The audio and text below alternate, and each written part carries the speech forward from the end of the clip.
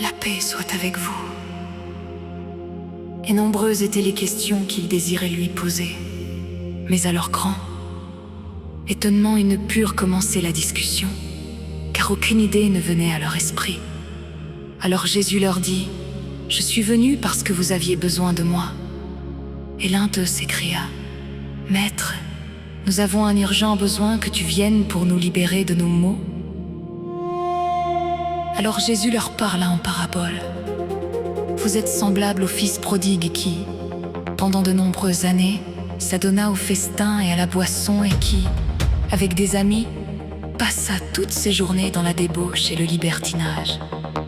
Et chaque semaine, sans que son père en eût connaissance, il contractait de nouvelles dettes. Gaspillant le tout en quelques jours, les usuriers cependant lui avançaient toujours de nouvelles sommes, parce que son père possédait de grandes richesses et payait chaque fois les dettes de son fils. Et c'est en vain que le père, par de doux reproches, avait essayé de reprendre son fils. Celui-ci ne tint jamais compte des remontrances de son père, qui le supplia en vain de bien vouloir renoncer à ses débauches toujours nouvelles et d'aller dans les champs pour surveiller le travail des serviteurs. Chaque fois le fils promettait tout ce qu'on lui demandait dans un espoir que ses anciennes dettes fussent soldées.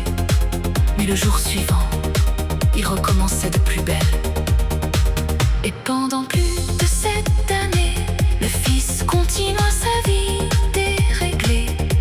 À la fin, cependant, le père perdit patience et refusa de payer aux usuriers les dettes de son fils. Si je continue à payer chaque fois, se dit-il, il n'y aura point de fin au péché de mon fils. Alors les usuriers furent grandement déçus. Ils se saisirent du fils pour en faire leur esclave, afin que, par son travail journalier, ils puissent leur rembourser tout l'argent qu'ils lui avaient avancé.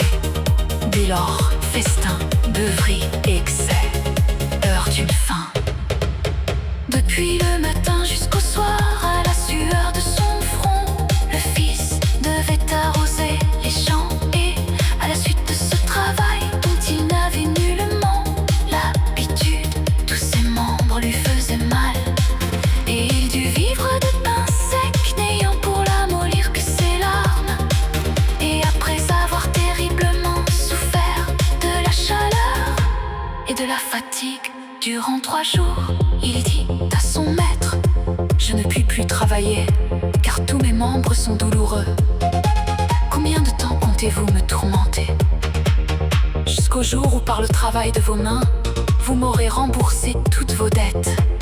Et lorsque 7 ans se seront écoulés, vous serez libre. » Et le fils, désespéré, répondit en pleurant: « Mais je ne pourrai jamais supporter cette vie plus de 7 jours. Ayez pitié de moi, car tous mes membres me brûlent et me font mal. » Et le méchant usurier l'apostropha: « Avance à l'ouvrage. Si pendant cette armée, tu as pu dissiper tes jours et tes nuits en débauche, maintenant tu dois travailler durant 7 ans. Je ne te pardonnerai rien tant que tu ne m'auras pas remboursé toutes tes dettes jusqu'à la dernière drachme. » Et le fils, avec ses membres brisés par la douleur, s'en retourna désespéré au champ pour continuer son travail. Lorsque vint le 7e jour, jour du sabbat, durant lequel personne ne travaille dans les champs, à peine pouvait-il se tenir sur ses pieds, telles étaient ses douleurs et sa faiblesse.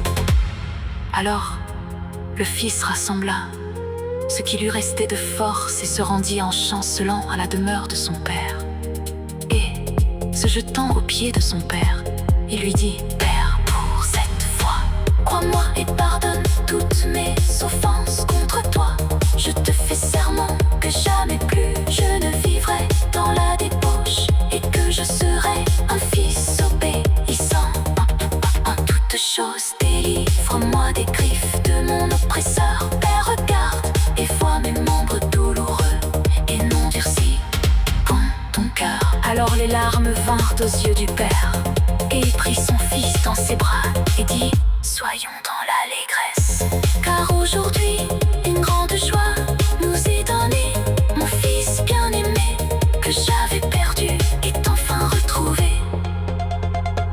revêtis des plus beaux vêtements. Et tout le long du jour, ils furent dans la joie.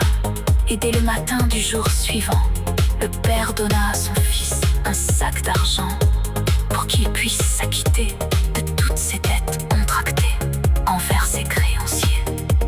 Et lorsque le fils revint à la maison, le père lui dit: mon fils, vois combien il est facile, par une vie de débauche, de contracter des dettes pour cette année.